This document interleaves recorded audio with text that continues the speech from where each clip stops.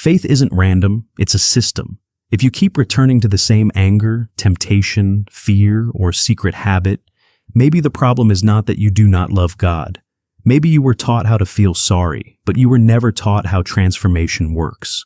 You confess, you cry, and you promise God that this time will be different. Then you return to the same thoughts, the same triggers, and the same routine. Here is the uncomfortable truth. Many Christians remain unchanged because they confuse repentance with transformation. Repentance begins the turn, but renewal rebuilds the system. Lesson 1. Feeling sorry is not the same as changing. 2 Corinthians chapter 7 verse 10 says that godly sorrow brings repentance, while worldly sorrow brings death. One kind of sorrow says, I hate the consequences, while the other says, I hate what this pattern is producing in me. You can hate the debt and still love the spending. You can hate the shame and still keep feeding the habit. Feeling bad after failure does not automatically mean the system has changed. Action 1. Identify the pattern. Do not only confess what you did. Ask what happened before it. What were you feeling? What were you believing? What were you avoiding? And what access did you keep open? The visible failure is usually the final step in a much longer pattern. Transformation begins when you bring the whole pattern into the light. Lesson 2. Renew the belief beneath the behavior. Romans chapter 12 verse 2 says, Be transformed by the renewing of your mind. The anger may return because the belief beneath it was never challenged, and the comparison may return because your identity was never rebuilt. The temptation may keep returning because you still believe it is the only way to escape pain. Behavior often follows the belief that sits beneath it. Action 2. Replace the lie with truth. Write down the lie beneath the pattern, then place biblical truth beside it. The lie says, I need people's approval to have worth. But the truth says, my identity is received in Christ. The lie says, this is simply who I am. But the truth says, in Christ, the old does not get the final word. Do not only tell yourself to stop, give your mind a new truth to obey. Lesson 3. Do not only remove the old pattern, replace it.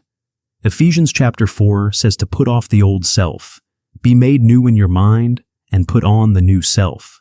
Biblical change is not only removal, it is replacement. If you stop scrolling at night, but build no new evening rhythm, the old habit waits. If you stop gossiping but never learn how to speak life, you will eventually return to the same conversation. Action 3. Prepare the new response. Choose the replacement before the temptation returns.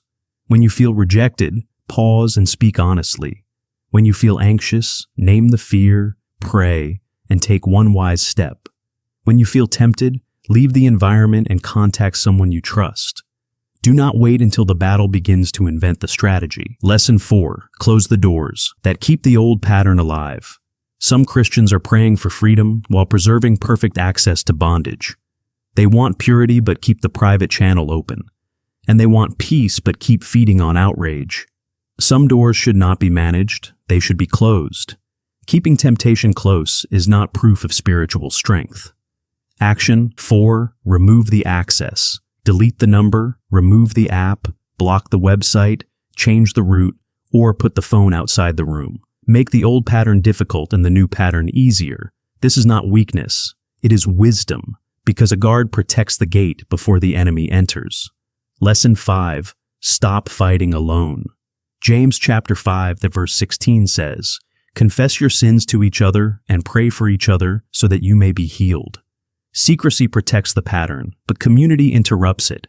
A trusted person can help you identify the trigger, challenge the lie, and remind you of truth when your mind returns to the old story. Action 5. Bring the pattern into the light. Choose one mature and trustworthy person, then tell them the real pattern, the trigger, the lie, the access, and the replacement you are building. Ask them to pray, question, and follow up. But remember, Christian transformation is not self-improvement with Bible verses. Jesus says in John chapter 15, no branch can bear fruit by itself. You identify the pattern, renew your mind, remove access, practice a new response, and walk in community. But the Holy Spirit produces the life you cannot manufacture. So, no, you are not beyond change. But you may need to stop calling sorrow transformation. Repentance begins the turn. Renewal rebuilds the mind. Replacement fills the empty space. Boundaries guard the gate. Community brings the pattern into the light. And the Holy Spirit supplies the power. That is the missing piece of transformation. Faith isn't random. It's a system. Start running it right. Faith Operating System explores God's wisdom for real life. If you want to keep learning, follow the channel. Stay hungry. Stay wise.